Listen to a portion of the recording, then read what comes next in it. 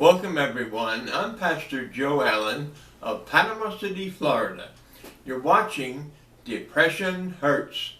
In today's program, we'll explore the subject Depression from Marital Conflicts. If married persons are given to anger, they're liable to say and do whatever is feeling most convenient at the moment. There's a fine line between simply getting angry and letting anger become a hateful weapon. To the spouse's heart lies in the balance, beating down the partner's spirit and quite often hurting their physical body. Certainly the mind of the spouse is likely to suffer depression in the aftermath of the argument. A person allowing anger to go to extremes has a mental disorder and needs professional help. Abusive people love anger. The Bible says men love darkness rather than light because their deeds are evil. It gives them a hurtful power over their spouse. Anger illuminates a lack of self-control. It fuels the fire they love by lashing out and yelling. Now, I just want to take a moment to talk about abuse. It's very, very common, unfortunately. Abuse is wrong in any circumstance. A poor choice of words can cut to the soul like a sharp razor.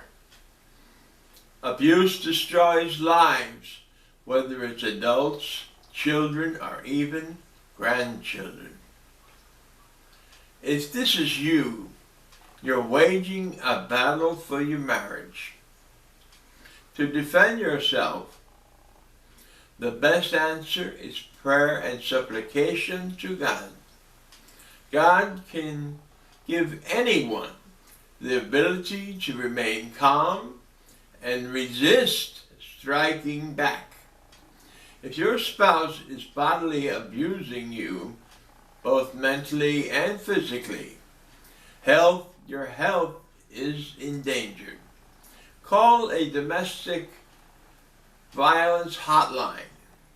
I know some folks that they didn't seek help. They ended up as statistics because they waited too long to escape the abuse. If there are children involved, you owe it to them and you to put distance between the abuser and those suffering the hurt. You're likely to even now feel saddened, wanting to turn in the towel, so to speak, because you feel helpless. Now remember, it's only a feeling, and your situation, with proper help, is bound to improve. Being sensitive to God's leading, the Holy Bible teaches this. A wholesome tree and a tongue is a tree of life, but perverseness in it breaks the spirit. My friends, you can lie down both in peace and sleep if you commit all your problems to the Lord. Let Him handle it. My friend, in Psalms 4 it says this, that we must all learn. It's very important. Forgiveness. Unless you forgive your spouse, God will not intervene. If you do that and ask God to help your partner to flee anger and pursue righteousness and godliness, faith and love, patience and a loving, gentle spirit, that means the whole world to anyone. Now, if you're depressed, you well know what horrible control this disease can have over you. It can altogether paralyze you or your children. Being caught in the grip of depression is the devastating thing. Now the best way out is to cry out to God for help.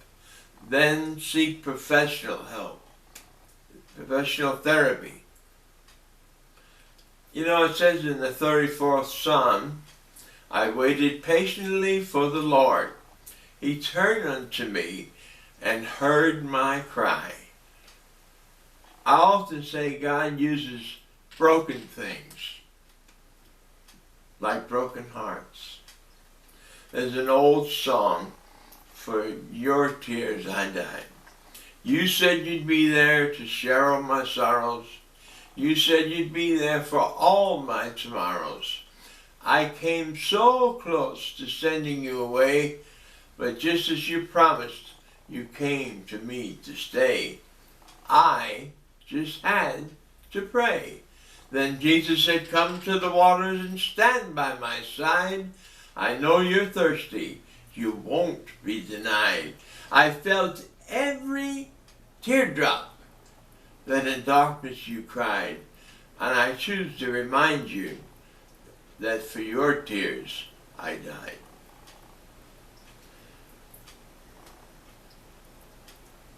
Now, just want to go on with our program now. God saves those with crushed spirits. Recall this, the Lord delivers us from all our troubles. Us adults usually readily express outwardly our inner depression. But as far as children goes, it's our responsibility to seek out inner emotional problems in a marriage with children that has gone sour. That can cause this. It's not all black and white, folks. And you're not likely to hear our kids say, I'm depressed, Mommy. Children are the silent sufferers with depression. The signs include sadness, loss of interest, anxiety, and turmoil. Now they may get real worried and outwardly irritable. Kids may be brooding around, followed by a sudden lashing out of anger, a temper tantrum. This, in depression, is a red flag notice to identify their distress. Most importantly, look for suicidal thoughts. This is not limited to grown-ups. That's right, kids do it every day, unfortunately. They wish they were dead. This is not to be dealt with lightly. If your children are depressed, get them into professional therapy immediately. If you love them, you won't put it off. Positive and honest communication about their disorder and what to look for is essential for youngsters. They often fear they must be crazy. And this is because they're afraid of entering into therapy. It's an unknown for them. And people, especially children, fear the unknown. Now, every child has a social identity, and when it rapidly changes, threatened, or questioned, it's little wonder why they are vulnerable to depression. Some alternative home remedies include considering St. John's wort along with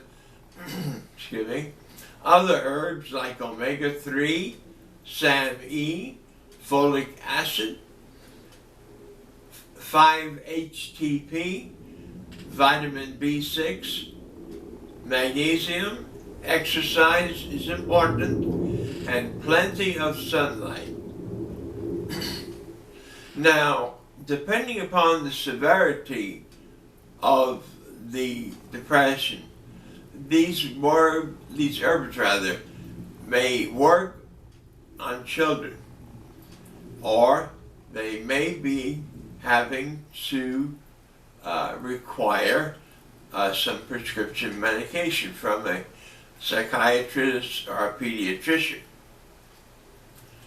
This is compounded in the case of divorce.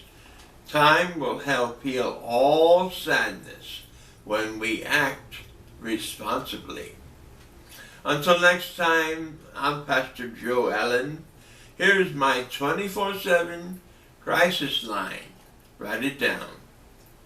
1-419-860-5561.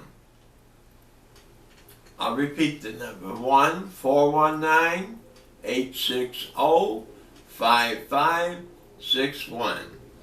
As I always say at the close of my programs, may the good Lord bless and keep you and give you peace.